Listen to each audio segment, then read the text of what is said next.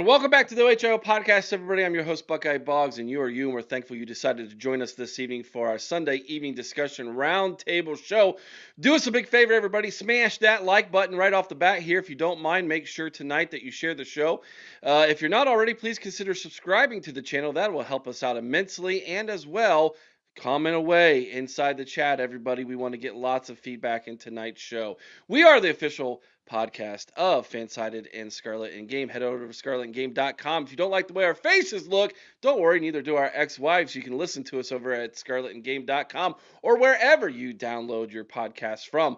We are also the official Ohio State podcast of The College Huddle. Head over to thecollegehuddle.com where you can find ourselves and 80 of our other closest friends from coast to coast, and coming very soon, a Pitt podcast will be joining the College Huddle as well. Tonight's show this episode is brought to you by A Place at Home Senior Care. Is your loved one recovering from a recent hospitalization, stroke, or fall, or living with dementia and needing support at home? A Place at Home Dublin provides home care supportive services like bathing, dressing, mobility assistance, and medication reminders, all in the comfort at home. Learn more at aplaceathome.com/Dublin or call 740-472-8181. And our panel tonight for our Sunday evening discussion is Chris Wilds, JR, and Joseph. Where'd Joseph go? Joseph gone. Joseph, he hopefully will be back very soon. We're hoping here real soon. Chris, welcome to the show tonight. How's your evening going? Well, let's see, Eric. It's been an exhausting weekend. I got to give a shout out to our buddy Sean Schrock, who I saw in the chat, who Friday and Saturday has tried to talk me off the NFL draft ledge. I did not have a good draft weekend. So, well, we're going to talk about that here shortly. JR, how you doing this evening? Good. I have no emotional investment really into an NFL team, so I did not. I mean, I guess if I'm choosing one, it's the Colts, but my dad is also a Steelers fan, so it's like okay. And then also I'm from Ohio, so like I guess the Browns and the Bengals, but at this point the Browns are just more entertainment value than anything else. So it's a soap opera over there, and you gotta love it. And our special guest this evening is Joseph D. Joseph, tell everybody who you are, what you do. Yeah, thank you. So, Joseph, as mentioned, you can find me on X at OSUFB Fanatic. Originally from the Columbus, Ohio area, live now in Dayton. Graduate of Pickerington Central High School. Go Tigers! And I graduated from Franklin University with an accounting degree. So that's what I do for my day job. But love talking sports. I do 3 spaces on X. I do a baseball space Monday and Friday, and then do an NFL space on Thursday. And I've been doing the baseball space for about 3 years, and the NFL space, this is my first year doing the NFL space. So, I love talking sports, and we're very excited. Thank you for having me on. Excited to talk some Ohio State football, and we had a great draft weekend. So excited to dive in. Awesome. Thank you so much for being with us, Joseph. It's great to have you. I've had the opportunity to listen to Joseph a few times on some Twitter Spaces, and was so glad you decided to join us this evening for this discussion, my friend. All right. So that being said, let's dive into the draft. Let's start with Thursday night first. So here's the question, right? Because Thursday night debate kind of bled into the weekend for Ohio State and fans of that team up north. And the debate is this: which is more impressive? The fact that you had 3 players from the team up north go all within the first, what was it, guys? Like 13 picks. 13 picks. So yeah, it was like that. Or 4 guys total going in the first round. Since you're our guest, Joseph, we will start with you first. What's your thoughts, Joseph? What is more impressive and why? I have to think. Look, four guys in the first round is awfully impressive, and we know Ohio State had 4 first rounders, 2 Michigan's 3, and if I'm looking at this objectively, I have to lean the team up north here because they had 5 picks in the top 13. If you look at Mason Graham, Kenneth Grant, and Colston Loveland, they just had more star power in the NFL draft, and I would give it to Michigan there just because of the value they had with those picks, but not to take anything away from the picks from Ohio State. It's Ibuka to Tampa, Jackson to Minnesota, Tyreek Williams to Detroit, and Josh Simmons to Kansas City. Kudos to all 4 of them, and they're all fantastic players. I loved watching all of them play. But if the question is who had the more successful first round, just from a value standpoint, you just have to lean Michigan, I think, because of the 3 picks in the top 13. JR.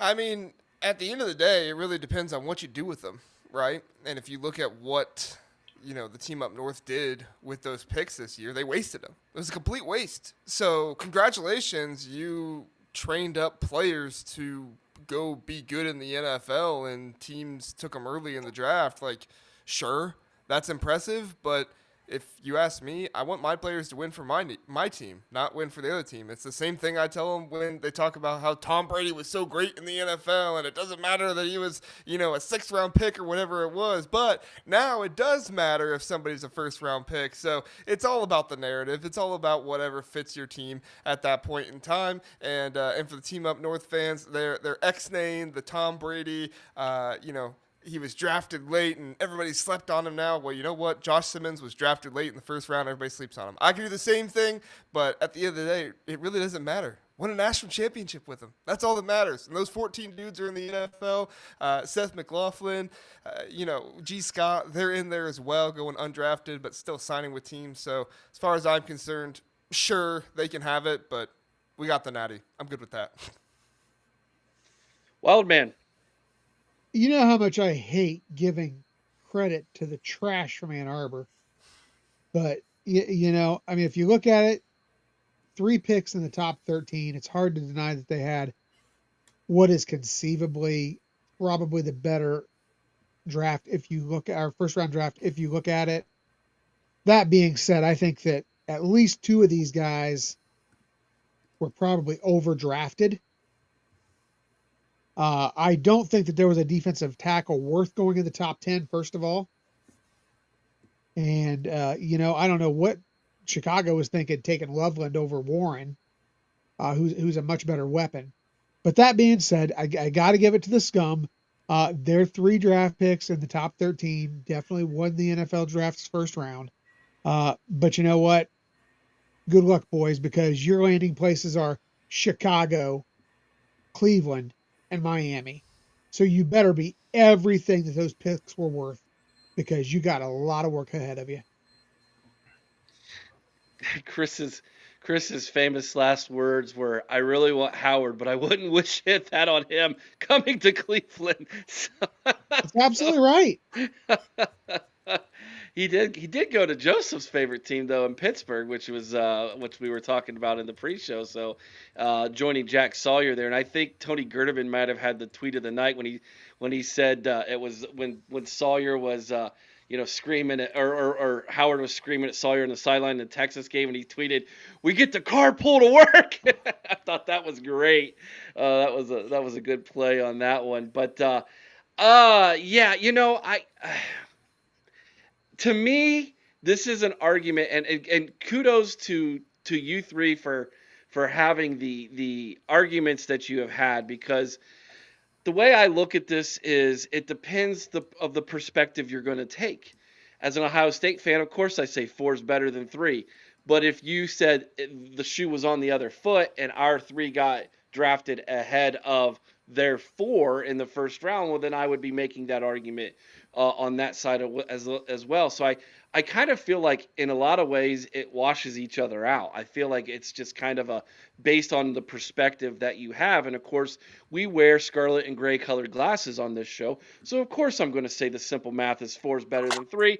But I will admit that, at the end of the day, it is kind of, it just depends on what you're looking at. And Burks is in the chat, and I'm sure he's going to argue that the way the Michigan players went in the top, the 3 out of the first 15 or whatever it was more impressive than Ohio State's 4 in total in the first round. But that being said, were any of you shocked by the fact that we got 4 in the first round? I know some people were predicting it. I didn't think we would see 4 in the first round. I was kind of shocked that happened. Joseph, were you surprised that we did get 4 in the first? I thought we had a chance. I wasn't sure if Donovan Jackson was going to go in the first round. Maybe just a bit surprised that he went in the first round to Minnesota, but a lot of mocks had him early in the second round. So it's not like Minnesota reached a ton to get him. We're also hearing a lot of noise that TreVeyon Henderson might sneak up into the first round. That didn't happen. Same with Quinshon Judkins. They both went early in the second round. I thought there was probably a 50-50 chance we would 4 in. I thought for sure Abuka, Simmons, and Tyreek Williams had a good chance of going round 1. Jackson, mildly surprising, but I wasn't terribly shocked. Do you know this? Do you know this person, Joseph? Joseph's championship goatee. Who is it? Is that Ryan Day's beard? It's gotta be Ryan Day's beard. We have a buddy who likes to change his name every week, and usually it's making fun of me. But I like this one, gotcha. Joseph's championship goatee. I love it. Good stuff. Bobby Mack, $5 holler. This was the weirdest draft ever, and it makes me question the GM's intelligence where some people were drafted. 100% on that. Yes. There was some collusion going on. And then I want to address this real fast. Todd, for all the talk about Sanders, was anyone shocked about Ewers? I saw this, and JR, maybe you can speak to this because you're much more tuned into this stuff than I am. I saw where Ewers could have turned down an $8 million NIL deal to transfer. And his rookie contract is going to be 0.8, like $800,000 this first year. I mean, yeah, he probably got offered $8 million, but just because somebody gets offered $8 million doesn't always mean that they would, make all $8 million there. You know what I'm saying? So it's always a weird situation, and technicalities get involved, but 100% he probably would have made more money coming back. Not probably, he definitely would have made more money coming back to school than going to the NFL. I think that there may have been some concern about I think he had an injury that was disclosed after the season was over, and as we saw, the NFL hates injuries. I mean, Josh Simmons, I wouldn't say he got lucky or anything like that because he deserved to be in the first round, but the injury bug didn't get him like it did other guys. I mean, look at Will Johnson. Guys, like, that guy was projected to be a top 5 pick for so long. He gets one injury, and then there's rumors about more injuries and all this stuff, and it compounds, and he eventually goes in, the second, third round? I think it was the third round when he eventually went. So it's just absolutely crazy how much these injuries can matter to teams. So I don't know if that impacted Quinn Ewers or not, but he definitely made a mistake by going to the NFL instead of coming back to college because he could have made a whole lot more money this year in college.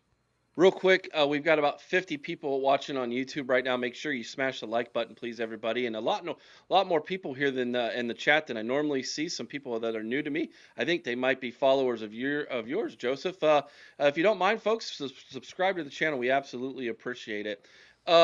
Any surprises in this draft that you guys want to mention before we move on to the next topic here? Any surprises that jumped out to you? I know Quinn Ewers was one of them. Of course, the whole Sanders thing was just, I mean, it was wild. And then some of the arguments taking place on Twitter about it were just like very strange to me. I don't even know that I even want to address that yet. I'm still like processing it, to be honest with you, that whole thing. And I'm going to try to, on the College Huddle channel, get with a Colorado podcaster to try to talk to him a little bit about it. But I guess Seth McLaughlin not getting drafted was a little bit of a surprise to me, to be honest with you. Some of the centers that were going late in the draft and not him, kind of took me a little bit off guard. I am glad he went to Cincinnati, being a Bengal fan. But what do you think about that, Chris? I'll tell you, Eric. I mean, yeah, Seth it surprised me with that, but and you touched on it. What started this conversation? This was a weird draft. I mean, you look at just the quarterback selection, the way it panned out. I mean, you got a guy out there from Louisville who's about the same age I am out there, I feel like, and he's getting drafted ahead of some of these guys who I personally think have a lot more talent. I don't get it. I don't get where these GMs were coming from in this draft. We have 2 quarterbacks being drafted to a team. What is that all about? Hedging your bet, man. Yeah, but you hedged a bad bet because you took Papa Smurf and Baby Dion. I mean, come on. That's like, even if you win, you lose. This draft was a complete mess.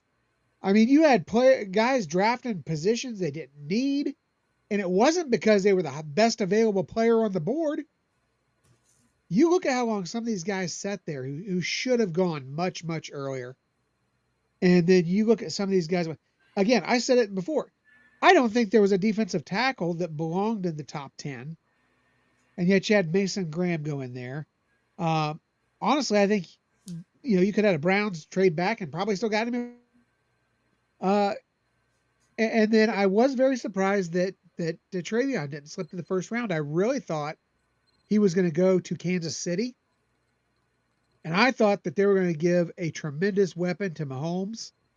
Of course, I'm not mad about Simmons going there because it does help. I mean, I'm not a Kansas City fan, but if you want Mahomes to get the ball to the weapons, I guess you got to keep him upright. So, and their offensive line was pretty god awful. So, but yeah, I think this whole draft just felt weird to me. From top to bottom, it was just chaos. I mean, what was it? The first, I think, 5 or 6 picks I nailed dead on. And then after that, things just went straight wonky. Yeah. Yeah, we're going to circle back around and talk about Seth McLaughlin here before the commercial break. But let's move on to, hold on, let me ask JR and Joseph, anything else surprise you guys outside of McLaughlin? I thought Cleveland trading back. I thought they had a good haul for the trade. I didn't expect them to take Mason Graham there. Yeah. I would have, and I said this on my NFL space. For me, the best player in the draft was Abdul Carter. I thought Cleveland should have taken Abdul Carter at 2. And when they traded back, I did not expect them to take Mason Graham. Little surprise there. And also, as was mentioned, them taking 2 quarterbacks felt a little odd too. Like if you were going to take Dylan Gabriel, why did you take Shedeur Sanders? I mean, I don't understand what the thought process was there. So those are the real 2 surprises that stuck out to me. Yeah, and I thought Gabriel's size too.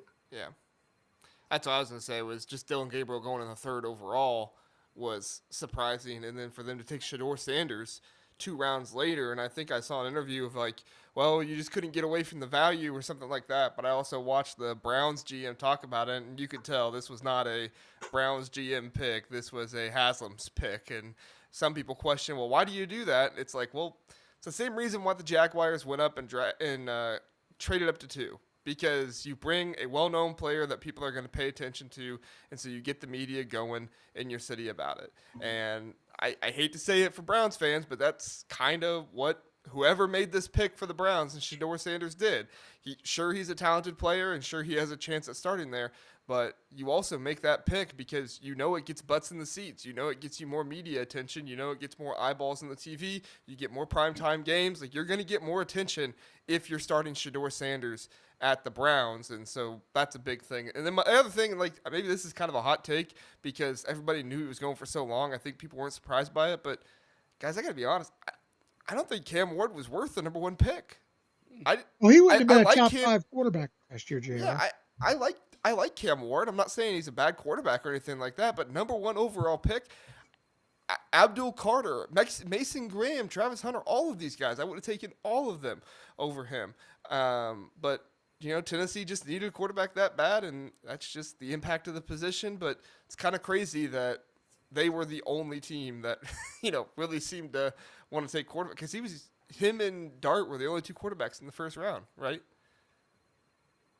Because I think Dart went to the Giants later in the first round. But yeah, they traded up to get him later. Yeah, so just wild. So yeah. All right, moving along here. Let's talk about Ohio State's draft a little bit more here. Which Buckeye landed in the best place for him? Joseph, I'll start with you first, my friend. Which Buckeye do you feel landed in the best situation? Well, I'm going to be a bit of a homer here, and I'm going to say Jack Sawyer. Because of the situation he's going into, he's not going to be expected to come in and start right away. There's, obviously they've got TJ Watt, arguably the best in the game at his craft. And on the other side, there's Alex Highsmith, who's pretty good in his own right. So Jack Sawyer can come in, sit behind Watt and Highsmith, learn behind them. He's not going to be forced into action right away. Tomlin and the defensive staff is going to work him in. I see him as a 3-4 linebacker, I think, in our system. So I'd be curious to see how they fit him in. But I think that's a really good situation for Jack Sawyer, because there's going to be, in my opinion, pretty limited pressure on him out of the gate, because he's not going to be expected to come in and start right away.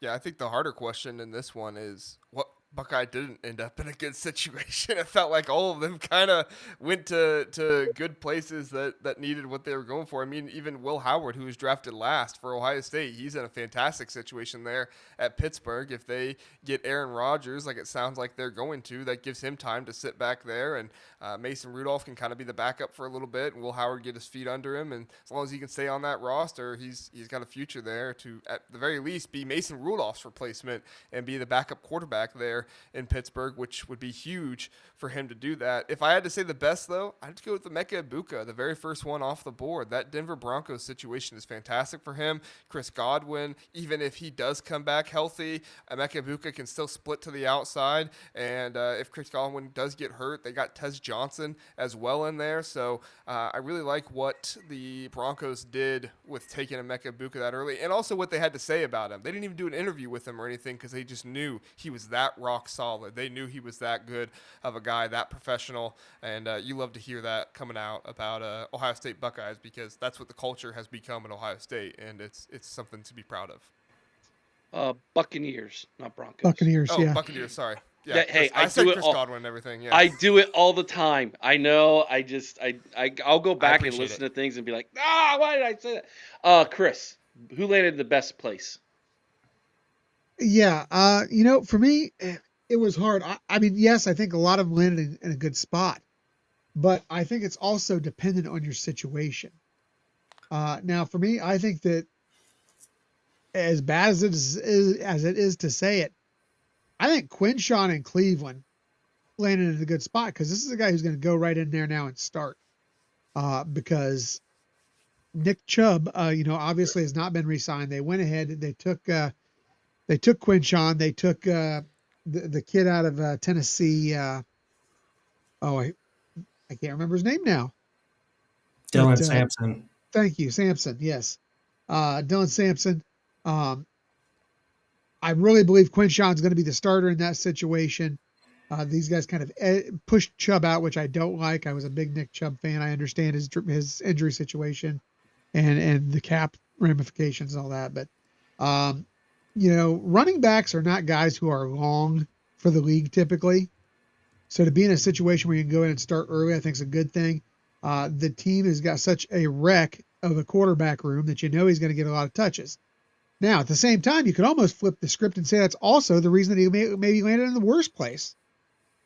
It could be the best and the worst. But I like what Stefanski typically does with the run game. So I'm going to say that it's a positive for Chuckins right now.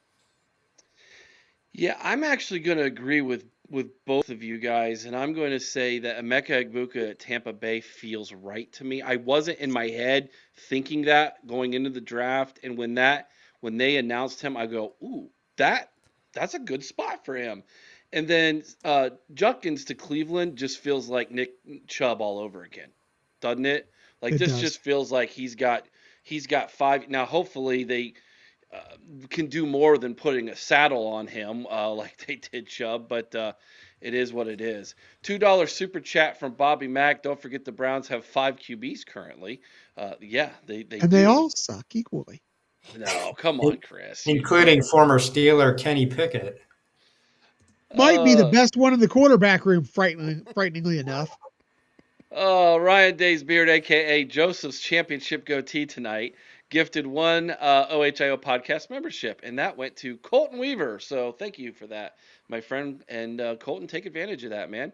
If anybody else would like to get a membership to the OHIO podcast, it only costs $3.99 a month, and it can give you behind-the-scenes content, as well as coming up, Chris, we have to start working on it now, our preview magazine. Ooh. Best in the business, not going to lie. Now that the draft is over, we know that's time. And I'll tell you what. Yep.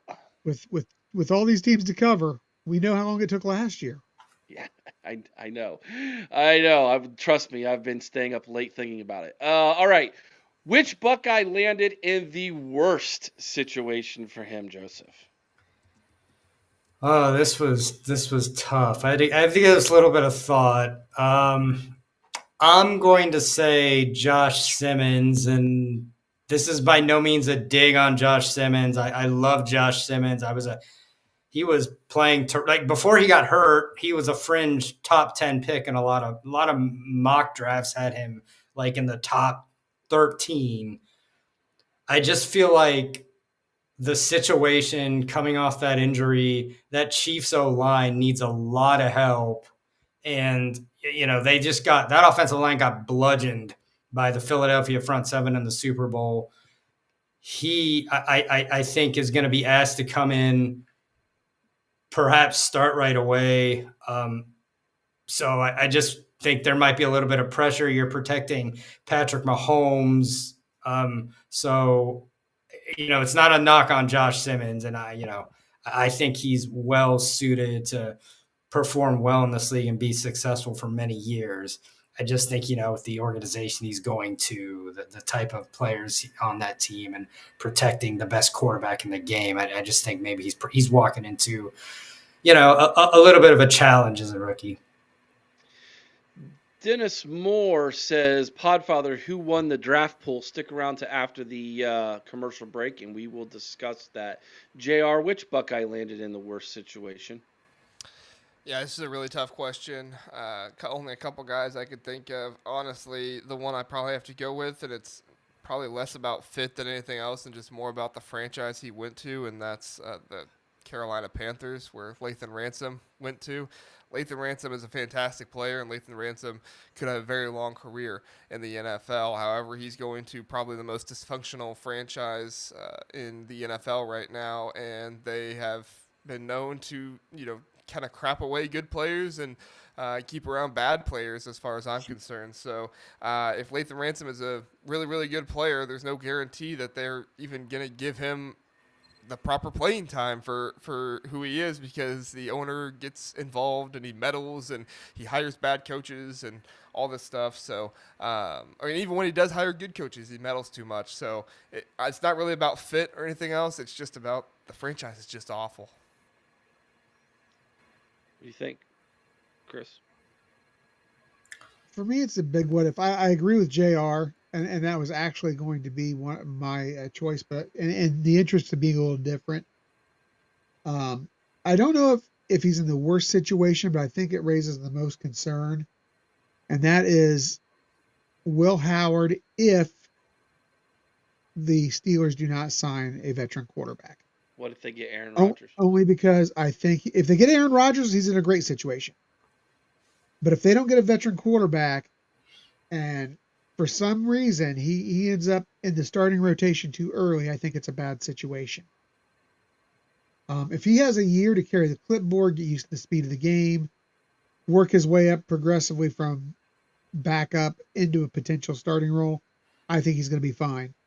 But that would be the one situation I'd be most frightened for outside of Lathan Ransom. Joseph, as a Steelers fan, would you like to answer to that comment from Chris? No, it's a fair point. I don't think Will Howard. I think if they don't sign Rodgers, they'll probably roll with Mason Rudolph for 1 year, and that Will Howard, because Mason Rudolph has started games and actually, 2 years ago ended the season for the Steelers and won some key games to lead them to the postseason. I think they're comfortable with Mason Rudolph for a year if Aaron Rodgers does not come to Pittsburgh. So I think, based on the rumors out there, I think the more likely situation is they probably start Mason Rudolph for a year and let Will Howard sit behind him, and then see if they can, work towards Will Howard being the starter in 2 years. I agree. I think that's a real tough spot if he's asked to come in and start right away, and I don't think that will be that's the plan. What about Travion Henderson with New England? Because if Vrabel treats Travion similar to Derrick Henry when he was in Tennessee, that is not Travion's game. But you know what? They've got Ramondre Stevenson there too for him to split time with right now, and that's a huge benefit. Do you think that's the? And I'm just repeating what I heard this morning on the radio, that there was some concern on the aspect that, hey, if they're expecting Travion to be a workhorse, that hasn't been his thing, and he had his best year when he had someone else to run with. So yeah, but I hear you, Chris, rebuttaling that a little bit there. Vrabel's I just feel like, I mean, go ahead, JR. That's all I was gonna say. Vrabel's a smart dude. Like he knows that Derrick Henry 2.0 isn't gonna work with Travion Henderson. Like he knows this stuff. Go ahead. Okay. No, I was just gonna say the same thing. Vrabel is a smart guy. He knows who he drafted. He may know Travion Henderson as well as any coach in the NFL right now because of his connection to Ohio State, because of his connection to the program. He fully knew what he was getting when he made this draft pick.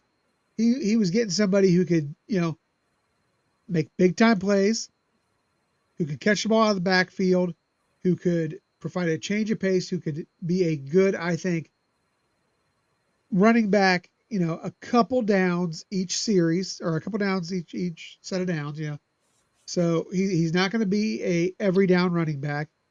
We've seen physically he can't really probably hold up to that. And it's not like he's got massive injuries to his knees. It's not running injuries necessarily, but it's a cracked rib here, toes there, So Vrabel's going to do the right thing, I think, by Travion Henderson. He's going to share time because he saw how well it worked out with him sharing time this past year with Quinshawn. T-Dub says Josh McDaniels will use him like he did with Kevin Falk. I think that's a good point. I think that's a good analogy right there. All right, moving along here, guys. Let's circle back around to Seth McLaughlin. Did the NFL miss on Seth McLaughlin? Joseph, I'll start with you. I mean, centers aren't necessarily in high demand. I think the timing of the Achilles injury and when it happened obviously probably scared some teams away there. There's no denying how important he was to this team, and he was, Buckeye fans can attest to the incredibly high level he was playing at. I mean, he won the Remington Award as the nation's best center. I don't know that I would say the NFL missed on him. I just think, Achilles injuries are tough to come back from. And I think some general managers were perhaps scared away from that and were a little weary of drafting him so closely removed from the timing of that injury. But yeah, good for him. I think he ended up in a great situation. That Cincinnati offensive line needs some help, and I think he's a great pickup for them. Yeah, as a Steeler fan, I don't always love giving props to the Bengals, but I think that's a really great pickup for them. You know, they need to put some insurance in front of their franchise QB, and I really love that signing for them. I just wouldn't go as far to say that the NFL missed on him. I just think with the type of injury that just made some GMs just wary of it. But happy for him to be in a good landing spot and excited to see what he does going forward. As long as it's not against my team. As a Bengals fan, I am thrilled to death that he's on our team. We need him. The thing, I went into this draft saying that if he gets picked up in the late 5th, early 6th, it's the steal of the draft. That was literally my quote. And he went undrafted. And I thought to myself, and you just mentioned it, Joseph, this is the Remington Trophy Award winner. Okay, this is a guy who started 2 seasons at Alabama before he even came to Ohio State. And yes, he has that injury, but look at how he led on the sideline as almost like a second offensive line coach. I think this was a tremendous miss by the NFL, if you ask me my opinion. Chris, you're nodding your head. Go for it. You're muted, Chris. No one can hear you. I agree 100%, Eric. Huge miss. Huge miss. You know, this is a guy who, like you said, 2 years at Bama as a starter, a year at Ohio State, well, partial year at Ohio State as a starter, was probably the best center in the country this last year till his injury. Now, yes, it is a significant injury, no doubt about it. But he's a guy who, as of mid-April, was progressing well with his rehab. They were saying by May 1st he could start non-contact participation and should be ready by July for the start of training camp. I don't understand this. Somebody not taking a flyer on him, you know, at least in the 5th or 6th round. The guy has great size, great strength. He is a tremendous blocker. And more than anything, Eric, and you touched on it, he is a leader. He is a leader on the field and off. He's a character guy as well as being a great athlete. To me, this was a complete travesty. This, to me, was, and I'm going to probably ruffle some feathers, more significant than Shedeur Sanders' free fall. Wow. Because I think he was a better leader and more of a character guy than Shedeur could ever be. So for me, this was a tremendous, tremendous mistake on the part of every team in the NFL. Shame on each and every one of you. Strong take from the Wild Man. Before I turn it over to JR, Burks, I have to address this real quick. I saw that. Sarah Boggs, I have a question. What would Podfather do if you became a Michigan fan? I firmly believe that is grounds for divorce. I've got one in the kitty already, so but Sarah said obviously that would never happen. That was actually one of the things that while we were dating, that was something we had in common, was our love for Ohio State. So no worries there. JR, your thoughts on the Seth McLaughlin dude? Is it a miss by the NFL? Yeah, I think sometimes teams get a little too concerned with the immediate impact of guys. I don't think when you're drafting a guy in the 6th, 7th round, you're really expecting them to do anything right away. Obviously, you do want them for depth if anything happens, but a lot of these guys that get drafted in the 6th and 7th round, pretty much all of them will not start right away. And so as far as I'm concerned, why completely drop a guy out of the draft? Like, there should have been a team out there that saw, just how good of a player he was. There's a reason why he won the Remington Award. I mean, no disrespect to the Jonah Monheim guy from USC, but he's a little bit too finesse of a player to be drafted above Seth McLaughlin in my mind. And I get the injury and everything like that, but man, when you look at offensive line play, you want a guy that's willing to get in there, get dirty, and really attack people, and that's what Seth McLaughlin does, and he does that with great hand placement, everything else. Like, he's very technically sound, and as far as I'm concerned, that's the type of skill set you can build off of. But from everything it sounds like and everything I read, sounds like it was just the immediate impact thing, which I don't really get it when it comes to 6th and 7th round. maybe whatever team was out there was just really looking for a backup center, is what it is. But I think Seth McLaughlin's going to make the Bengals very happy.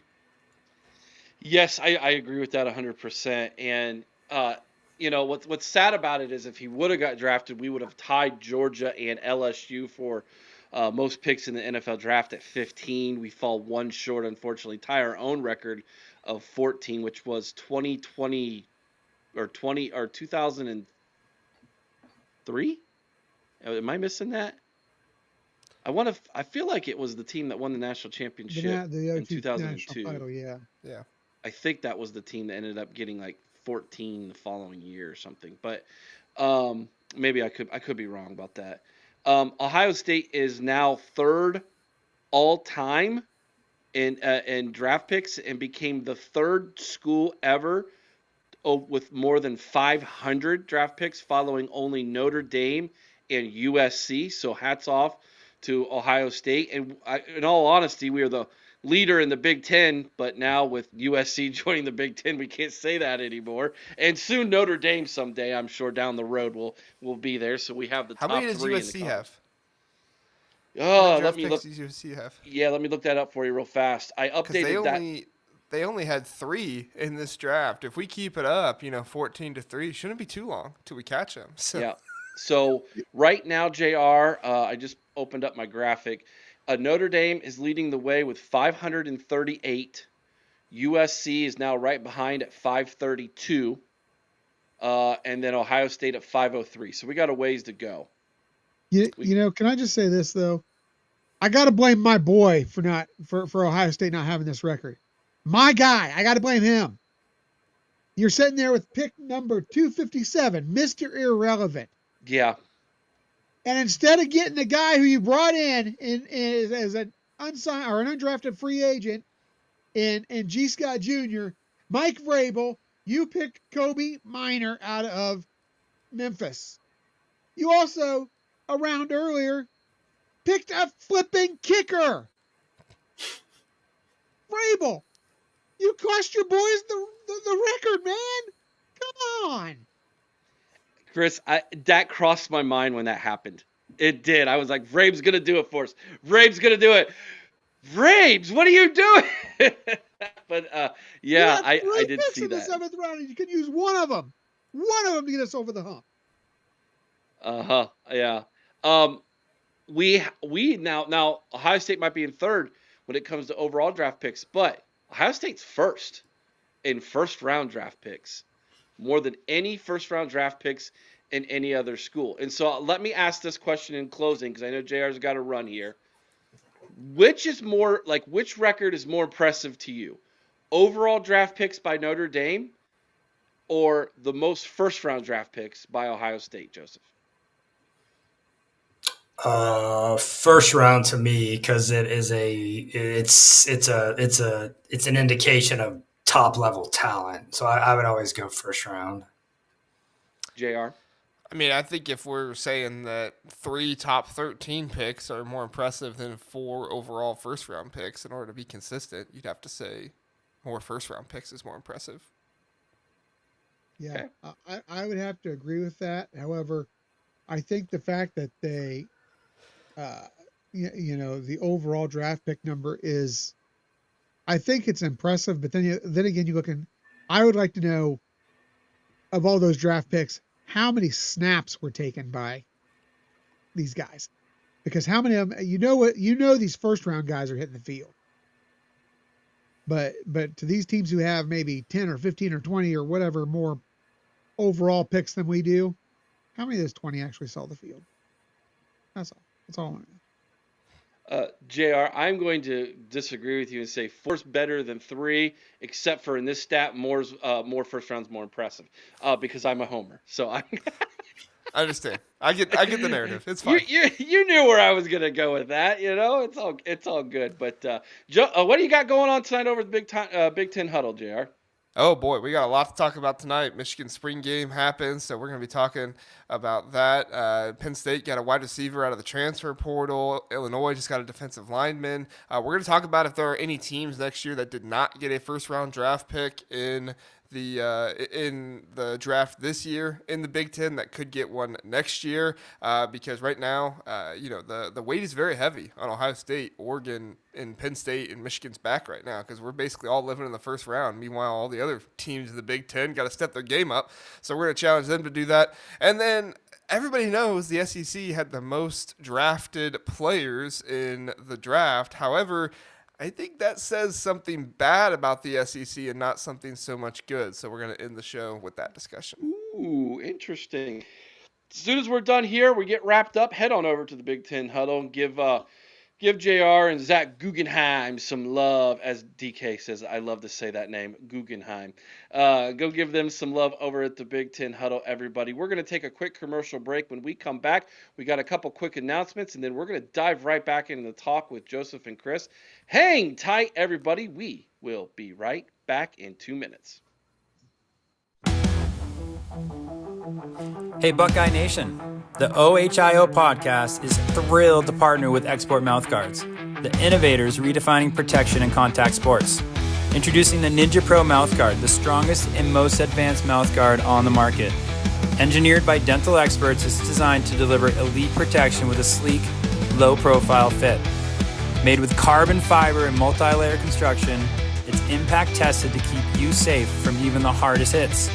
But that's not all. The Ninja Pro is 3D printed for 100% custom fit, offering unbeatable comfort and security for any athlete.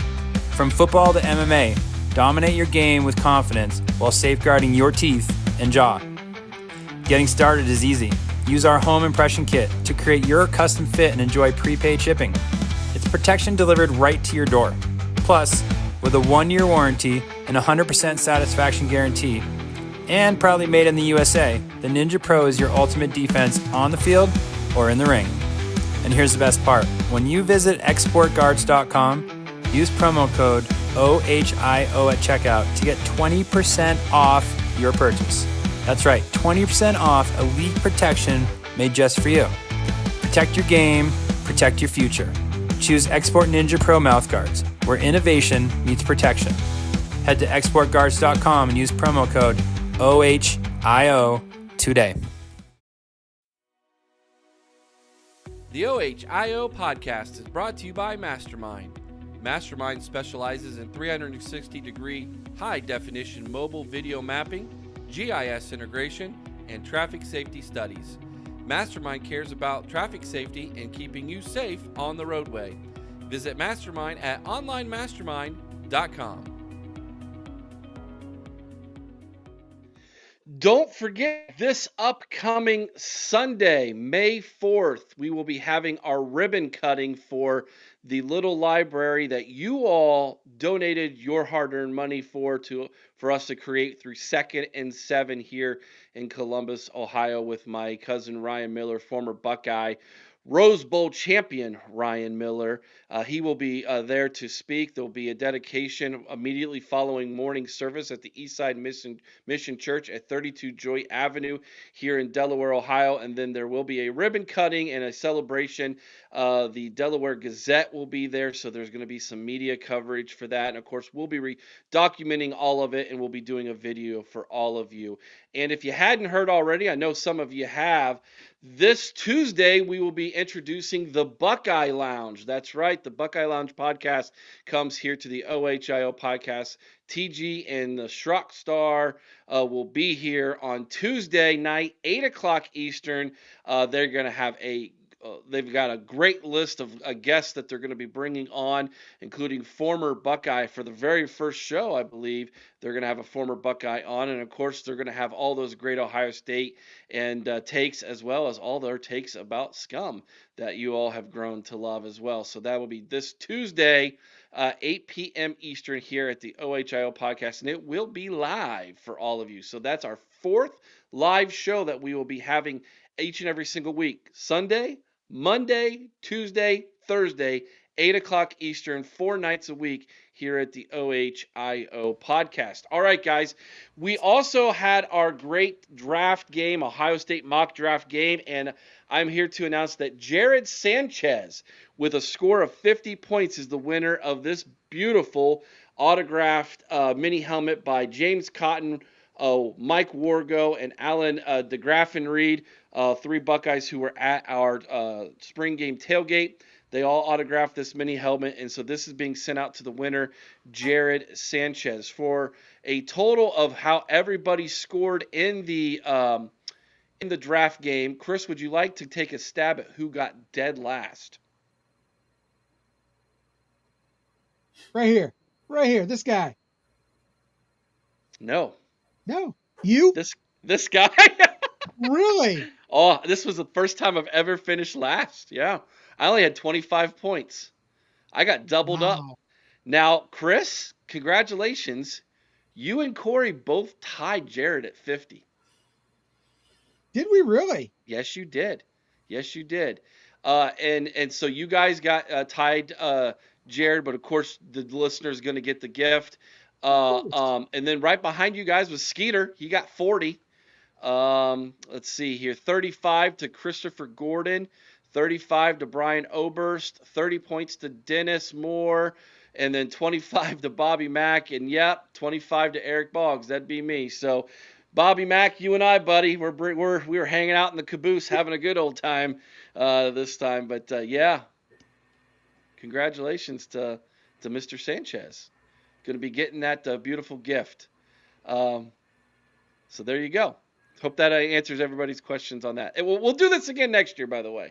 So we've done it every single year. It's a great time. Joseph, you're an NFL guy. You might do well at that. So it's a lot of fun. What was it? Like everyone had to do their own mock draft, and you So we predicted where every Buckeye would land in the draft, and you got 5 points for if you got the round right, you got the number right, and the team right. You would get 5 for each, and if you got all 3 right, you would get an extra 5 points. And one person did get all of them right, and so it was actually Corey. He nailed JT Tumulau pick second round, pick 45 to the Colts. So he nailed that one. So he really wasn't that good. He just got bolstered him. You could say that. He got almost half his picks on one pick, or almost half his picks on one pick. Sean saying Tim Anderson will be at the show Tuesday, and he's looking forward to being part of the OHIO podcast and being involved with the podcast this upcoming offseason into the season. Thank you, Sean. Appreciate that announcement. All right, guys, let's dive back into some talk here. So Justin Terry, in the midst of everything that was going on in the draft, Ohio State got a transfer commit from a redshirt freshman, Justin Terry. He's a kid from Picktown who went to West Virginia and is now coming back to Ohio. This is the second Ohio kid who went away to a different college who's coming back to Ohio State. Joseph, I'll let you speak to this first. You're a Pickerington guy. He's a Pickerington guy. This had to feel good, right? Yeah, shout out to my alma mater, go Tigers. But yeah, this one's interesting. 3-star, not recruited by Ohio State, went to West Virginia, redshirted his freshman year. So there's no college tape on him. But he's back in Ohio State just 1 year after enrolling in West Virginia. I think at this point it's obviously probably a depth piece for Ohio State. I'd be surprised, barring injury, I'd be surprised if he cracks the top of the depth chart here in 2025. But it's an offensive line that needed some depth, and that was an issue last year, and it was something that the coaching staff was able to navigate. But they really need to get some offensive line depth. So overall, I think you're happy with the signing because it's a solid depth piece. So I'm really excited. I love following the Central Ohio guys, so I'm happy with it for sure. Chris? Yeah, I'm excited about this as well. It's always good to get Ohio kids. You know how much we say we love the Ohio kids coming to Ohio State, especially the linemen, Eric, because there's just something different about the way they play. But great size at 6'5", 338. So, he's a kid that I agree with Joseph. He's going to come in initially. He's going to add some depth, but he's also still, like you said too, Joseph, a young guy. He redshirted his freshman year. This is a guy with a lot of eligibility left. This is a guy who could work himself into a starter eventually. So, I mean, the opportunity is there. How many times have we seen guys who were 3-star prospects end up being tremendous starters? So I'm really psyched to see what this young man brings to the table. And, welcome home. I think it's going to be great. So let's talk for a minute about the fact that this is now the second transfer guy we've had from Ohio come back. Is there something to this with the transfer portal and them getting kids who maybe they didn't recruit at first, maybe they thought they weren't Buckeye caliber kids, but then they go away for a year and then all of a sudden we bring them back in? What do you think's going on here with that, Joseph? Well, I think there's something to it because if you're looking at Philip Daniels, played 2 years at Minnesota, wasn't recruited by Ohio State, but put some good film together at Minnesota in 2 years. Played very solid there at tackle, and took a visit to Ohio State, and the rest was history. That's kind of a different story than the Terry situation because Daniels had played multiple games at Minnesota, but he grew up a Buckeye fan and, wasn't recruited, Cincinnati kid, went to Cincinnati, Princeton, wasn't recruited by Ohio State out of high school, ended up going to Minnesota, but played really well for the Gophers. And took that visit to Ohio State, and the rest is the rest was history. He had dreamed of being in the Buckeye since a kid. So it's a great fit, and I love that pickup as well. And I think he's going to pay dividends for this team in the future. Chris. So Eric, I got to ask you: do you remember two chubby fellows delivering a lot of books to Worthington one day and having a talk with Ryan Miller about this very subject as it pertained specifically to offensive linemen in Ohio? Yes. I do. How he discussed the fact that with the portal, we should expect to see more of this because of the fact that they're going to send these guys to be developed elsewhere who aren't quite ready. Yeah. And when they get close, we're going to bring them back and let them play on the big stage. That's when the NIL is going to get there. You're going to spend your NIL money on your quarterbacks, your receivers, your running backs. And you're going to let these 3-star, low 4-star guys go develop somewhere else. Then you're going to bring them back and turn them into heroes and give them the NIL money when they've shown that they're worth it.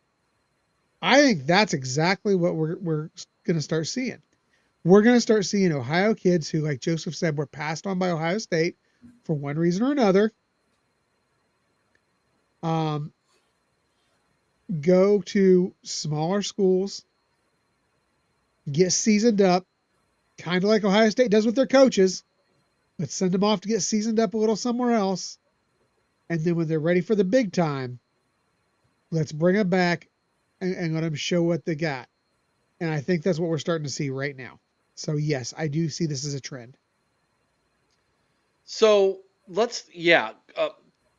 to build off of that point, Chris, let's talk recruiting for just a second. Felix Ojo, one of the bigger names in the 2026 class when it comes to offensive linemen, came to Ohio State, loves Ohio State.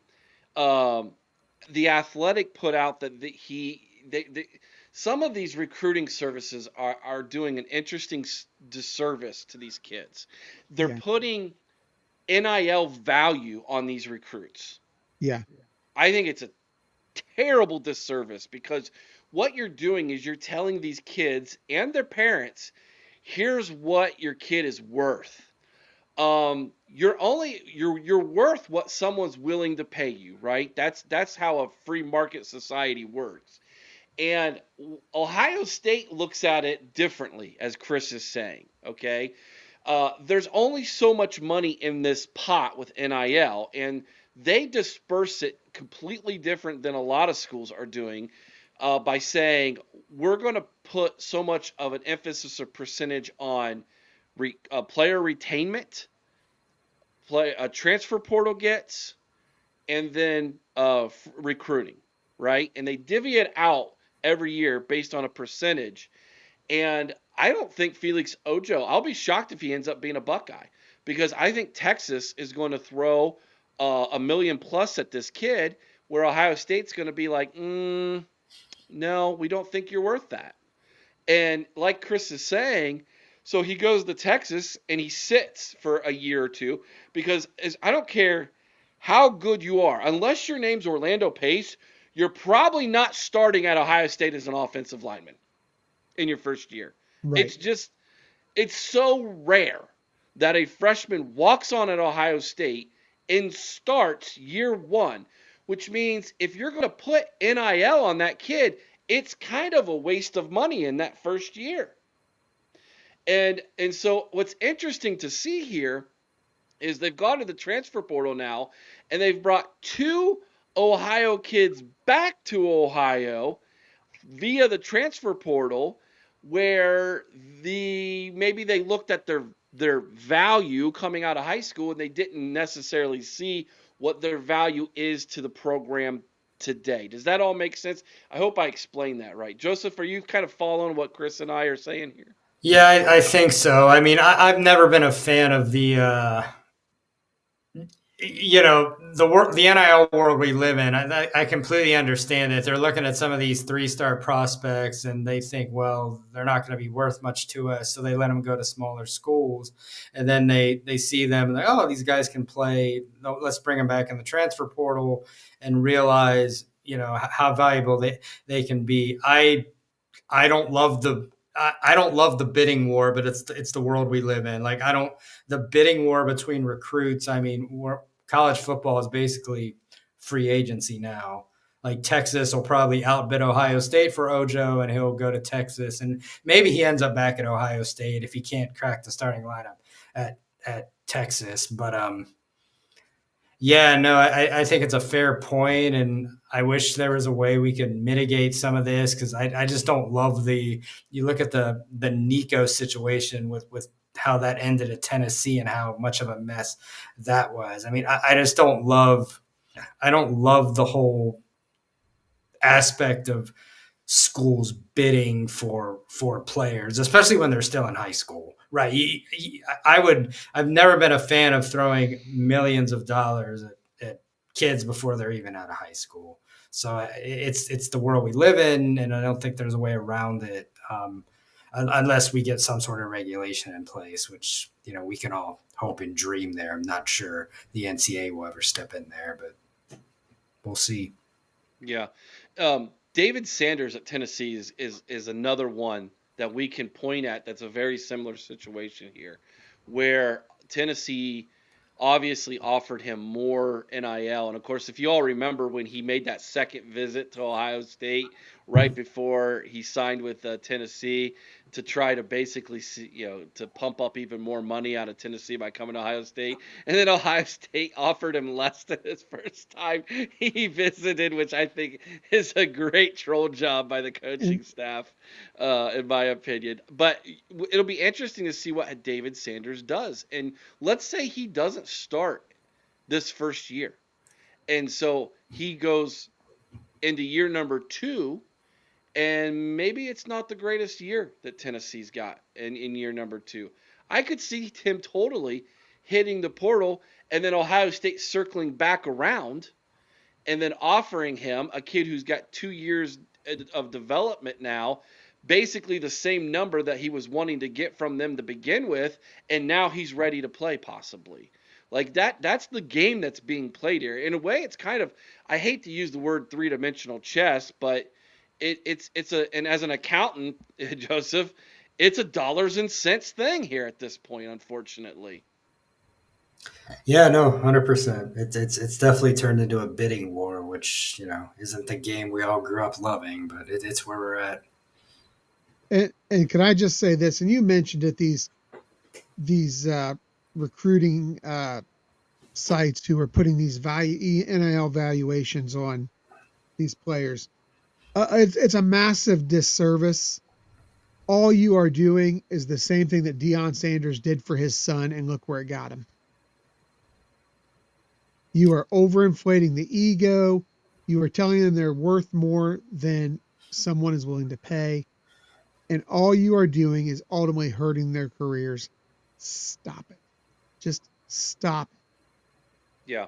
And the worst part is NIL wasn't even supposed to be for recruiting purposes to begin with. It wasn't. It was supposed to be for people who came in and could make money at autograph shows or doing this or that for their likes once they'd established themselves. It wasn't meant to be a recruiting tool, but like Joseph just said, that is the world we now live in. You're not even supposed to use it's not even legal to use NIL money as a recruiting inducement, but clearly it's happening, but we don't have any regulations. So what can be done at this point? I mean, some governing body has to step in, mainly the NCAA, and just enforce some regulations, or this is just going to escalate. 100% agree with you. And it already is. It already is. All right, let's talk about the fact that these are two Ohio boys. Now, one of the things that Chris and I pound the table for, Joseph, here on this show, we've been doing it now for ever since Chris joined the program 5 years ago, is that we need more Ohio kids. Now, I understand the fact that when you recruit nationally and you want to win a fictitious recruiting championship, right? That it takes getting 4 and 5 stars from coast to coast. I understand that. But one of the things that I will go to my dying grave believing is that Ohio kids who grow up in this state have a better understanding of that last game in the month of November than kids who were not born in this state and grew up in this state and under the shadows of Ohio Stadium. And I don't think you can get a better example of what I'm talking about than what we saw from Jack Sawyer after the 13-10 loss when he went to the middle of that field and was ready to die in the center of that block O, taking down that flag. That's what I'm talking about. I can't help but feel, Joseph, that this move by bringing kids into the trenches who are from Ohio is a little bit us saying we need to get a little bit more nasty in that game up front. Agree or disagree? No, I completely agree. And I love they've gotten some really good offensive line talent that is homebred in this state. The Armstrong brothers from Lakewood St. Edwards are on the roster now, and really excited to see what they do. And then obviously getting Terry and Daniels. I mean, the high school football talent is rich in this state. We need to, there should be a fence around this state. And I know you're always going to let some slip, but with as strong as the high school football talent is in the state of Ohio, and Ryan Day has definitely, there was a time maybe 3-4 years ago where there was getting questioned about, we're letting too much good talent get out of the state of Ohio. I'm going to commend Ryan Day and the coaches. They've done a better job, and as far as bringing in talent from the state of Ohio. But yeah, it's absolutely imperative. I agree. Yeah, it's funny. Joseph mentioned the timeline about 3 to 4 years ago. And if you think about it, do you think that this desire to bring in more Ohio talent has anything to do with the fact that during this time, over, of course, about the last 4 years or so, we've seen, Coach Walton back. We've seen Coach Laurinaitis back. We've seen Coach Hartline back. Ohio State guys or Ohio guys who have that attachment to the program. I think they understand it, like you said, Eric, and they understand that these kids understand it just a little bit different. And I think that the fact we've got so many former Buckeyes as part of this coaching staff now have maybe influenced that a little in bringing more of the Ohio kids. Yeah, no, that's a good point. Yeah, I agree with that. Yeah, 100%, man. I will I will defend Sweater Vest Jim Tressel to my dying breath. And yes, I understand that it was a different world we were living in at the beginning of the aughts compared to where we're at now, just generationally, and the sport's completely metamorphed into NFL light here. I get that. But I still think that Tressel, a lot of what Tressel's culture building and his demeanor and his kind of philosophy has really rubbed off on Ryan Day. And look what happened, Chris. We haven't talked about this yet. We called this out long before anybody else was talking about it. That Ryan Day was hanging out with Jim Tressel a lot last offseason. And I think that paid huge dividends during the season, and what Ryan Day was able to do with this roster, especially with building the championship culture that team had. But a part of that is recruiting, and Jim Tressel famously said, we're going to build a wall around the state of Ohio. Now, there is an argument that the kids in Ohio are more apt to leave today than they were then, simply because the world is smaller today given the advent of the internet. And I agree with that you cannot deny that. When McNutt leaves for Oregon, and the linebacker / defensive end who went to Alabama last year, his name slipped in my mind, another 4-star / 5-star kid, those are going to happen more frequently than what we're accustomed to seeing. But I still think that these kids from Ohio, Ryan Day needs to give them a little bit of a closer look. Maybe circle back around them a little bit. And I think that's what he's doing here in the portal. It just feels like to me, he's like, you know what? I don't have Jack Sawyer on this roster anymore. I need to make sure that I go get another Picktown kid. I know I've got the Styles brothers. I need to go get another one, because these kids understand this culture. They understand what it means to be a Buckeye, and I need that to rub off on the rest of this roster. Justin Hill, thank you, Tyler, appreciate that. You guys, your thoughts on any of that? Yeah, no, I think you said it perfectly. I mean, the players like Sonny Styles, another Pickerton Central, and Lorenzo Styles, that they understand the rivalry. And obviously their dad played at Ohio State as well. So kids like that understand the rivalry. So yeah, that's spot on. Like, they get it. Jack Sawyer, another Pickerington kid, gets it. You saw how he hated to lose that game. Ty Hamilton's another example, another Pickerington kid. So I completely agree. Need to really bring in those kids that really understand the rivalry, and really focus on putting that fence around Ohio's. We've lost 4 straight. There's no denying how the rivalry has gone, but really keeping those kids local and putting a fence around Ohio and getting those passionate kids that grew up around the rivalry, I think that will really help going forward. Yeah. And let me tell you, especially when you look down this, I understand that Ryan Day is going to go out and get the best talent that is the best fit for this team. But when it comes time that you're starting to go through the 3-star guys specifically, if you got a choice between a 3-star guy from Florida and a 3-star guy from Ohio State, that 3-star guy from Ohio needs to get all your love. Those borderline kids, those are the character guys that are providing depth, that can provide that quiet leadership, can be, even if they aren't on the field all the time, they can be those locker room leaders. So I know you need to go out and get your 5 stars and your 4 stars from wherever you can get them. Hopefully you land as many from Ohio as you can. But when it comes time that you're doing those 3-star kids, man, 80% of those kids should be from Ohio. It's that simple. Agreed. 100%. So the chat talking a little bit here about the Team Up North spring game and the Penn State spring game from this weekend. Did you guys see James Franklin go after a fan at the spring game Saturday? I did not. No, but anything he does doesn't surprise me anymore. This is the second time in 6 months James Franklin's squared off with a Penn State fan. It's getting to him, guys. Like, I don't know, man.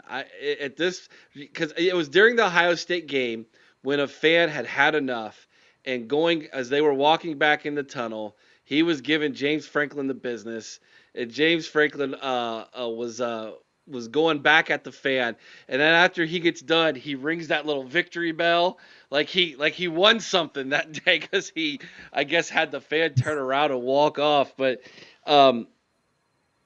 James Franklin, I think, is feeling the pressure. That kind of makes you. No, I agree. That kind of makes you wonder how much friction really was there with Jim Knowles and the coaching staff if he would really want to leave Ohio State to go take the Penn State job.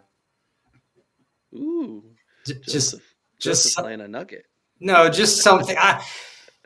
Or is he pulling a Tony Alford and himself as next in line? We had heard rumors about him and Ryan Day didn't always see eye to eye, and we know Ryan Day got more involved in the defense after the Oregon game, or so we were told. You just wonder, like, was there more to it? I haven't heard anything. I'm just kind of putting the thought out there. Listen, you don't. Yes, there was something to that. Yeah. Now I know. LJ, the living legend, is put a kibosh to all of that by saying, "Oh, there was nothing there," and that's the professional thing to say. That's that's what you don't put. You don't air your dirty laundry with the media. 100% agree with LJ. And listen, Larry Johnson is professional as professional gets. Okay. By the way, he is still 1-0 as head coach at Ohio State. So let's not forget that. But I agree with you 100%, Joseph. Yes, there was definitely something there. But I don't know, man. I think this is and I think Penn State fans last year I said they were all way too apathetic with going 10-2, 9-3, and they sneaked their way into the college football playoff despite losing to Oregon in the Big Ten championship game and get the best seed possible in the college football playoff. And when they played Notre Dame, I said, Notre Dame fans, don't worry, because here's what's going to happen. James Franklin, when it's all said and done, will James Franklin himself. And sure as I sit before you today, that is exactly what happened. And so I can listen. You can they have the most returning talent in the Big Ten next to Illinois. You can say all that all you want. They have a Heisman Trophy caliber quarterback. James Franklin's going to find a way to James Franklin this thing this year. You watch. Mark it down. Chris. Yeah, I actually, my boss at school is a big Penn State fan, and he's already said that exact same thing, and it's great. I agree. James Franklin, as long as he's your head coach, Penn State, you cannot win anything. And I'm sorry, I feel bad for you. Not really, but you can't. Franklin's your head coach. And by the way, before we get started on, I know you got to hit on Bobby Mack's question there, but yeah, Burks, I just had a question, my friend. It says you went to the Scum spring game. I was wondering, is our buddy Bert Underwear or whatever we're calling him now, is he still rocking the dad bod right now? That was so blown out of proportion. The dude's got a 6-pack. I saw a picture of it. That was just a bad angle, man, on that photograph. He's Ohio State fans ran with that thing like it was nothing. Like it was Ryan Day's brother. Right. Do you think any of our draft picks can win Rookie of the Year? Asked Bobby Mack. Thank you for the super chat again, Bobby Mack. Bobby Mack with the super chats, keeping the OHO podcast lights turned on and business running. Thank you, brother. Don't sleep on Quinshon Judkins. That was going to be my answer. That was mine, but also, guys, let's not forget, we've had a hell of a run in recent years on Defensive Rookie of the Year as well. Mm-hmm. Lathan Ransom? Potentially. He's a guy who I think could see a lot of action on a very bad team. Yep. He's going to have a lot of opportunity. He might lead that team in tackles. Yeah.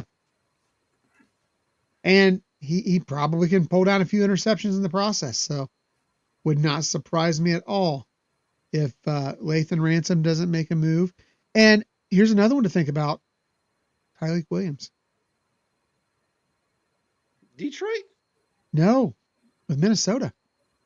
No, Williams went to Detroit, I thought. Didn't Tyreek Williams went to Detroit. Detroit? Yeah, you're right. I'm sorry, Detroit. Yeah. You're I thinking knew it was somewhere in the Donovan Jackson went to Minnesota. Yes, you're right.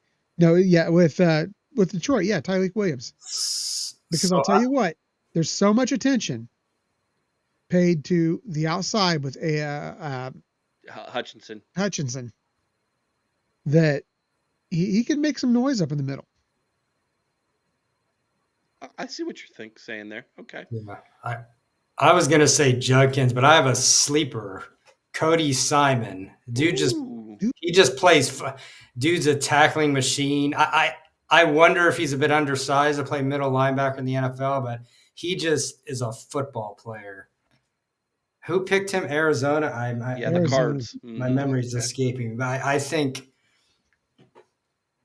I think that's a team that needs help on defense. I think he has a chance to crack that depth chart, and he's just a football player. He has a nose for the football. He has good instincts. I'm not saying I would bet on it. I just think he's a name to watch out for. Yeah, I definitely think you're right though, Eric. With Lathan Ransom is probably our best opportunity for defensive rookie of the year, and I think that Judkins probably is our best option for offensive rookie of the year. I don't think Emeka Egbuka is going to be the main target in Tampa to start off. But I love the fact, he is a slot guy, which is great, I think. And having watched Baker play in Cleveland, he loves the slot guys. He loves those shorter routes. Sure, he's a rhythm quarterback. Yes. Yes. Yeah. No. Does Arizona have 4 Buckeyes now, right?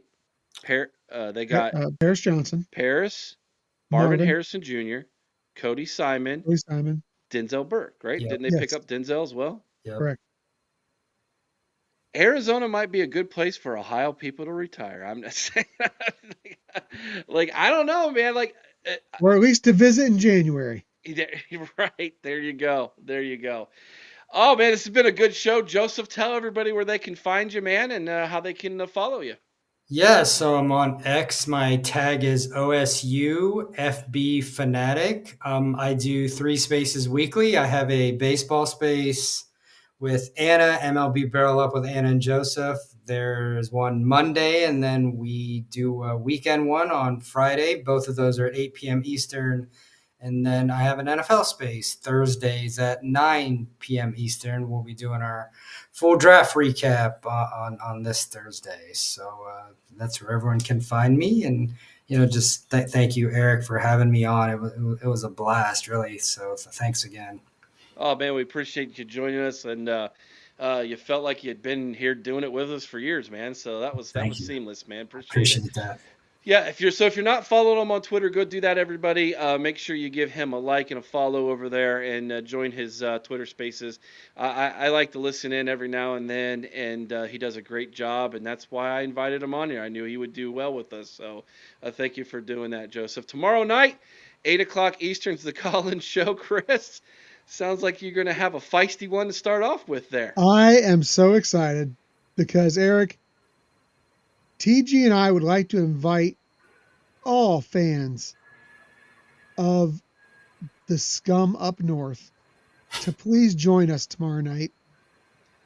Oh, Lord. So we can address you, maybe educate you just a little bit, and finally set the record straight on what a bunch of just absolute morons. Family friendly. That's why I went with morons that you actually are.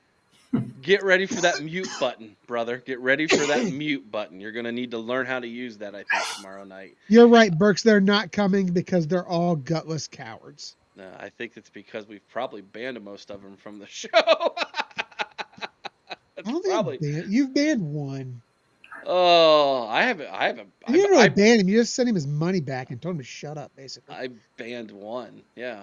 But anyways, appreciate that, Buckeye Pay, man. Appreciate that. Tuesday night, 8 o'clock Eastern, the Buckeye Lounge makes its debut. Tim Anderson, former Ohio State champion, will be there on the show Tuesday night to christen that new show here at the OHIO podcast. We're tickled pink to have them with us, Sean and TG. It's going to be a great time. And then, of course, Thursday night, 8 o'clock Eastern, will be my turn to do the call-in show. So great show, everybody. Appreciate you all being here. Remember, be kind to one another. I owe someone's OH in Carmen, Ohio with all your heart. Till next time, you all know what to do. OH! I-O! I-O! Go Bucks!